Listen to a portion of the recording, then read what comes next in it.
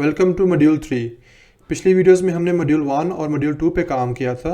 इस वीडियोस में हम मॉड्यूल 3 पे काम करेंगे और मॉड्यूल 3 का जो टॉपिक है वो है बॉक्स मॉडल। जब भी आप कोई वेबसाइट बनाते हैं, उसका स्ट्रक्चर क्रिएट करते हैं, तो हम हर चीज़ को एक ब्लॉक वाइज डिवाइड करते हैं और इसके अकॉर्डिंग डाटा इंसर्ट करते हैं और अपनी वेबसाइट को तैयार करते हैं। तो इसलिए ये टॉपिक्स बहुत ही इंपॉर्टेंट है, इस पर हम फोकस करेंगे। तो इसके 3 मॉड्यूल्स हैं आगे। नेक्स्ट इसमें पहला है कि हम इसमें पैडिंग, मार्जिन, कंटेंट और बॉर्डर्स के बारे में स्टडी करेंगे, और सेकंड है बॉक्स साइजिंग एंड थर्ड है डिस्प्ले। ठीक है, तो पहले मैं आपको कंटेंट, पैडिंग, बॉर्डर और मार्जिन पे काम करके दिखाऊंगा, और देन हम डिस्प्ले एंड विजिबिलिटी पे, एंड आफ्टर दैट वन हम बॉक्स साइजिंग पे काम करेंगे। So let's move on. Content, padding, border and margin ये क्या चीज़ होती है? ठीक है, इसको मैं एक सिंपल वे में एक्सप्लेन करता हूँ कि कंटेंट, आपको पता है कि जब भी कोई चीज़ हम लिखते हैं दैट इज कॉल्ड कंटेंट, लेकिन जो पैडिंग है वो क्या चीज़ है और बॉर्डर क्या चीज़ है। कंटेंट और बॉर्डर का हर एक को आइडिया होता है कि ये दोनों क्या चीज़ें होती हैं। जब भी आप कोई बॉक्स बनाते हैं तो उसके साइड जो चीज़ होती है दैट इज़ कॉल्ड बॉर्डर, और सेंटर में जब कोई चीज़ लिखते हैं, कोई चीज़ रखते हैं, दैट इज़ कॉल्ड कंटेंट। ठीक है, अब जो बॉर्डर और कंटेंट के दरमियान जो स्पेस या डिस्टेंस होगा दैट इज़ कॉल्ड पैडिंग। ठीक है, और जब भी आपका डिस्टेंस दो बॉक्सेस के दरमियान होगा, तो चीज़ों के दरमियान होगा, that is called margins. I hope so ये क्लियर हो गया होगा। मैं इसको ब्राउज़र में भी आपको दिखाता हूँ कि किसी भी जब आप मॉडल्स या कुछ भी बना रहे होते हैं तो वहाँ पे ये प्रॉपरली एक बॉक्स मॉडल ऑटोमेटिकली बनता है। ठीक है, ये देखिएगा, ये जो आपका एक ब्लू कलर्स शो हो रहा होगा ये है कंटेंट। ठीक है, इसके ऊपर जो आपका स्पेस आ रही है ये green colour, that is called padding, और ये किसके बिटवीन है? बॉर्डर्स और कंटेंट के दरमियान। सो बॉर्डर और कंटेंट के दरमियान जो चीज़ होती है दैट इज कॉल्ड पैडिंग, और जो मार्जिन होती है ये आउटसाइड, यानी कि दो चीज़ों के दरमियान जो चीज़ होती है दैट इज कॉल्ड मार्जिन। दो चीज़ों, दो बॉक्सेस के दरमियान, दो ब्लॉक्स के दरमियान कुछ भी हो सकता है। ठीक है, अब मैं मूव करता हूँ next one that is called display and visibility पे, और डिस्प्ले एंड विजिबिलिटी में आपको प्रैक्टिकली ये पैडिंग और मार्जिन का कंसेप्ट भी क्लियर करके दिखा दूंगा। ठीक है, let's move on VS code. मैं सारे कंटेंट को कमेंट करता हूँ और जस्ट इसी को डिस्प्ले एंड विजिबिलिटी को रखता हूँ, और देन मैं आपको शो करके दिखाता हूँ। ठीक है जी, अच्छा, इसमें सबसे पहले मैं 3 बॉक्स बना लेता हूँ आपके सामने। ठीक है, बॉक्स 1। ठीक है, इसको कॉपी कर लेते हैं। कॉपी, अभी कोई चीज़ कॉपी करनी है, don't be copy like that one. At then cursor move करें, Ctrl+C एंड Ctrl+V करेंगे तो ऑटोमेटिकली वो कॉपी हो जाएगा। ठीक है, एंड पेस्ट भी हो जाएगा। और इसको CSS में जाता हूँ। लास्ट वीडियो में हमने देखा था कि मैंने बताया था कि एक्सटर्नल CSS यूज़ करनी है, तो उसी को हम यूज़ कर रहे हैं इसमें भी। और सिलेक्टर में मैंने बोला था ज़्यादातर हम ID यूज़ करेंगे, तो हम इस वक्त ID यूज़ करें। ठीक है, विथ में 300px, हाइट आपके पास है 300px। ठीक है, और बैकग्राउंड कलर हमारे पास आता है इट इज कॉल्ड रेड। ठीक है, इस तरह मैं बॉक्स 2 बना लेता हूँ, बॉक्स 2 भी और बॉक्स 3 भी, और यहाँ पे बना लेते हैं बॉक्स 3, और इनका हम कलर चेंज कर लेते हैं।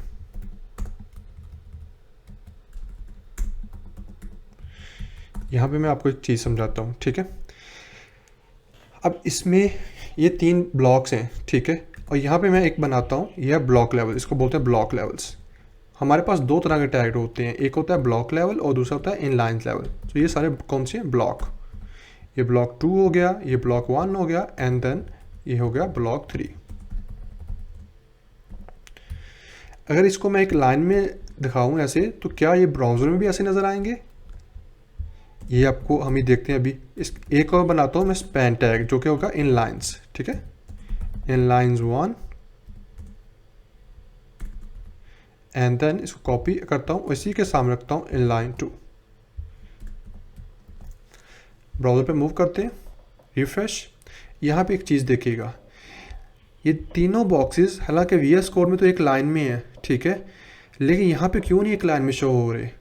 ठीक है, ये होते हैं ब्लॉक लेवल। ब्लॉक लेवल का मतलब होता है कि वो कहता है कि मेरे सामने वाली जो स्पेस है वो सारी मेरी है, कोई बंदा उसको यूज़ नहीं कर सकता। ठीक है, अगर इसे यूज़ करना है तो अगली लाइन यूज़ कर ले। ठीक है, ये ब्लॉक 2 भी ऐसा ही है, ये ब्लॉक 2 भी ऐसा है, ब्लॉक 3 भी ऐसा ही है। ठीक है, ब्लॉक 3 भी ऐसा ही है। अगर इसको मैं साइड बाय करके दिखाऊं तो आपको ज़्यादा क्लियर नज़र आ जाएगा। Let me show to just like okay. अब देखिए ये ब्लॉक भी ऐसे ही है, लेकिन जब मैं मूव करता हूँ ये इन लाइन्स की तरफ, यहाँ पे नीचे देखिएगा ये इन लाइन्स है, ठीक है। तो ये इन लाइन कहता है कि मैं वही जगह लूँगा जहाँ पे मेरा कंटेंट पड़ा हुआ है, ठीक है।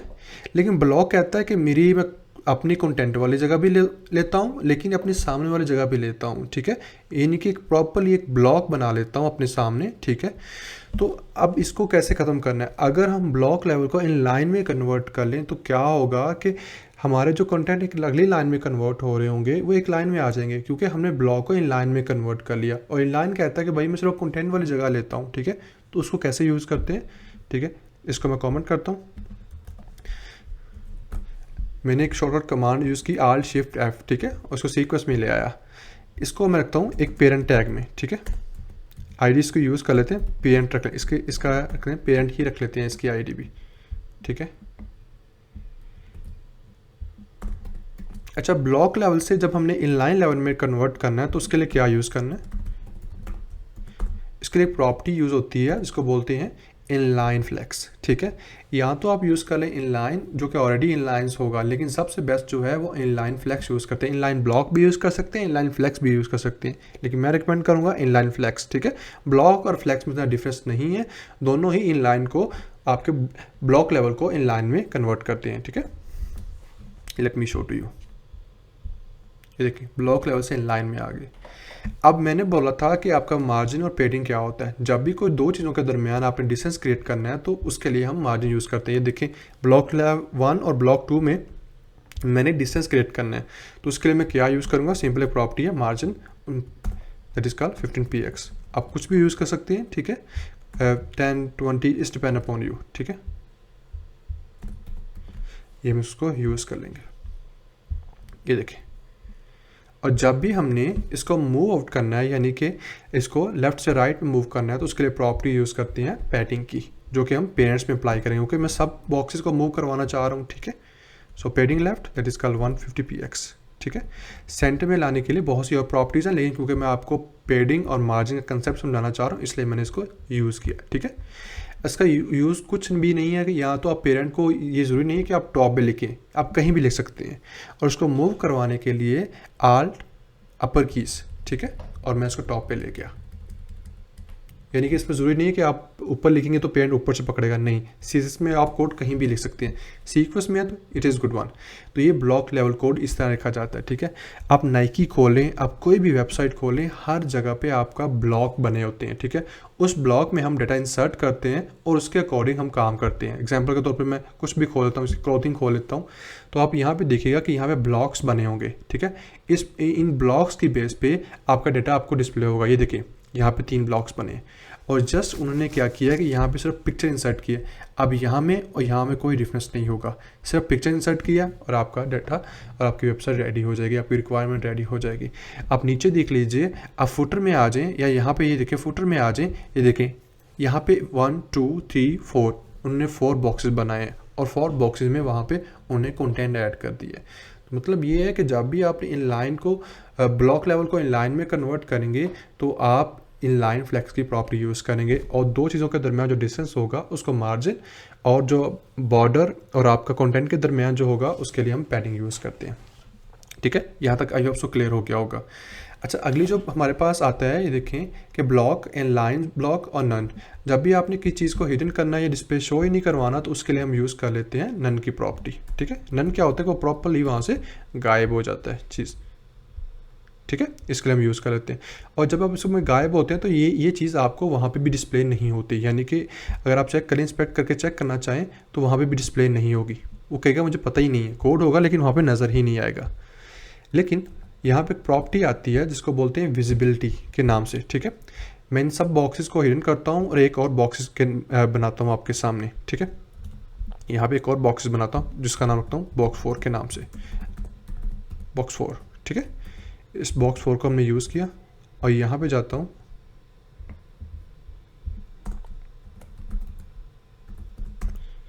ये सारी चीज़ें मैं यहाँ पे यूज़ कर लेता हूँ और यहाँ पे मार्जिन को रिमूव कर लेता हूँ, ठीक है। और आपके सामने दिखाता हूँ जी, ये देखिए यहाँ पे हमारे पास ग्रीन है, लेकिन यहाँ पे मैं प्रॉपर्टी यूज़ करता हूँ, इसका नाम है विजिबिलिटी और विजिबिलिटी की प्रॉपर्टी यहाँ विजिबल करेंगे तो वो तो वहाँ नज़र आएगा ही आएगा, लेकिन यहाँ पे अगर हिडन यूज़ करेंगे तो वो क्या करेगा, वो वहाँ से रिमूव होगा, लेकिन जो वहाँ की जो उसकी स्पेस है वो वहीं रहेगी, स्पेस कहीं नहीं जाएगी। वो कहते हैं मेरी जगह कोई नहीं ले सकता, ना आप कोई चीज़ रख सकते हैं, ये देखिए, ठीक है। तो ये विजिबिलिटी की प्रॉपर्टीज़ है, ठीक है। आई होप सो ये डिस्प्ले और विजिबल वाला कंसेप्ट आपको क्लियर हो गया होगा। अब मैं मूव करता हूँ नेक्स्ट वन, जो कि हमारे पास है बॉक्स साइजिंग, ठीक है। अब इसको कमेंट करता हूँ और मैं बॉक्स साइजिंग की तरफ मूव करके दिखाता हूँ आपको कि बॉक्स साइजिंग क्या चीज़ है। Let me show to you here. इसको हम थोड़ा सा स्क्रॉल अप कर लेते हैं जी, यहाँ से इसको ज़्यादा मूव कर ले तो ज़्यादा इस तरह, ठीक है। अब हमारे पास जो प्रॉपर्टीज़ आ रही है वो है बॉक्स साइजिंग। इसको मैं थोड़ा कमेंट करता हूँ और अब जाते हैं जी बॉक्स साइजिंग की तरफ। अच्छा, बॉक्स साइजिंग में क्या करते हैं, इसी बॉक्स को मैं यूज़ करता हूँ बॉक्स 4 के नाम से, ठीक है। और यहाँ पे ये विजिबिलिटी वाला कंसेप्ट ख़त्म करता हूँ, बाकी सारा कोड मैं कमेंट करता हूँ आपके सामने, ठीक है। अब यहाँ पे देखिए मैंने अप्लाई की है विथ हाइट को भी रिमूव करता हूँ ताकि आपको क्लियर हो जाए, ठीक है। अब यहाँ पे यूज़ करते हैं पैडिंग, ठीक है, जो कि है 10px, और एक बॉर्डर यूज़ कर लेते हैं। बॉर्डर आपके पास आ जाता है फॉर एग्जांपल 4px सॉलिड, और आपके पास रेड आ जाता है, ठीक है जी, ये हम यूज़ कर लेते हैं। अच्छा, यहाँ पे हमारे पास दो प्रॉपर्टीज़ आती हैं, एक है कंटेंट बॉक्स के नाम से बॉक्स साइजिंग जो होती है कंटेंट बॉक्स के नाम से, और एक है बॉर्डर बॉक्स। बॉर्डर बॉक्स, यहाँ पे इसका कंसेप्ट देखिएगा कि ये क्या चीज़ है। ये एक्चुअली जो कंटेंट बॉक्स है, ये बॉर्डर बॉक्स है, ये स्पेसिफिक यूज़ होता है रिस्पॉन्सिवनेस के लिए, ठीक है। इन दोनों में बेस्ट जो है वो बॉर्डर बॉक्स है, ठीक है। मैं एक ब्राउज़र में जाता हूँ, आपको दिखाता हूँ। ये देखिए ये इस वक्त एक बॉर्डर बन गया है, ठीक है। इसके सेंटर में कुछ भी लिखते हैं, यहाँ पे लिखते हैं border boxing, border box sizing कर लेते हैं जी। कंसेप्ट का नाम बॉक्स साइजिंग है तो हम बॉक्स साइजिंग ही यूज़ करेंगे। अच्छा, यहाँ पे हमने जब बॉक्स साइजिंग यूज़ की है तो इसमें देखिएगा कि यहाँ पे प्रॉपर्टी रखता हूँ बॉक्स साइजिंग कंटेंट बॉक्स, ठीक है। कंटेंट बॉक्स क्या कहता है कि वो कहता है कि जब भी आप कोई विड्थ एंड हाइट रखते हैं, ठीक है, तो इसमें क्या होता है कि ये जो विड्थ होगी ये फिक्स होगी, लेकिन इसके साथ जो पैडिंग और बॉर्डर होगा ये भी साथ होगा, ठीक है। एग्जाम्पल के तौर पे ये देखिए, एग्जाम्पल के तौर पे यहाँ पे क्लिक करते हैं और यहाँ पे मैं आपको दिखाता हूँ जी। इसमें स्क्रॉल डाउन करके आपने इस पे फोकस रखना है, इस चीज़ पे ऊपर, ठीक है, इस चीज़ के ऊपर फोकस करना। ये देखिएगा, ये हमारे पास जो है ये 300 विड्थ आ रही है, लेकिन इसके साथ आपका 10 पैडिंग भी आ रही है और आपके पास जो आ रही है वो उसका बॉर्डर भी आ रहा है। यानी कि हमारे पास क्योंकि हम विड्थ यूज़ कर रहे हैं और कंटेंट बॉक्स में जो टोटल इस टाइम जो हुआ है वो कितना हुआ है, हमारे पास 300 हमारे पास इस वक्त विड्थ है, ठीक है, 300px। उसके साथ जो हमारे पास पैडिंग, क्योंकि हम विड्थ यूज़ कर रहे हैं तो इसलिए हमारे पास विड्थ होगी 20, ठीक है, क्योंकि दो साइड्स की होगी ना, ठीक है। और इस तरह बॉर्डर भी 2 साइज़ का होगा जो कि हमारे पास 8 हो जाएगा, ठीक है। और हमारे पास ये टोटल होगा 228, ठीक है, px। लेकिन जब आप बात करते हैं बॉर्डर बॉक्स की, तो बॉर्डर बॉक्स क्या कहता है कि वो कहता है कि मेरी जो टोटल विड्थ होगी उसी में से पैडिंग होगी, उसी में से बॉर्डर होगा, बस आपने मुझे ये बताना है कि कितनी पैडिंग और कितनी बॉर्डर मैंने यूज़ करना है उसमें से, ठीक है। ये हमारे पास है कंटेंट बॉक्स, ठीक है, ये है कंटेंट बॉक्स के नाम से। लेकिन जब भी आप जो यूज़ करेंगे बॉर्डर बॉक्स के नाम से, तो उसमें वो कहता है कि बताना आपने कितनी आपने विड्थ रखनी है। एग्जाम्पल के तौर पर 300 टोटल है ना, तो उसको हमने बताना है कि भाई इसमें से 20 यूज़ करनी है, 20 आपने पैडिंग यूज़ करनी है, ठीक है। और आपने जो 8 यूज़ करनी है वो आपने क्या यूज़ करना है, आपने बॉर्डर यूज़ करना है, ठीक है, 8px। तो ये टोटल कितना हो जाएगा, ये हमारे पास 272 हो जाएगा, ठीक है। यानी कि कंटेंट बॉक्स में वो टोटल विड्थ भी यूज़ करता है और साथ पैडिंग भी बतानी पड़ती है। इसमें बस बताना पड़ता है कितनी यूज़ करेगा, वो अपनी विड्थ में ही उसको यूज़ करेगा, ठीक है।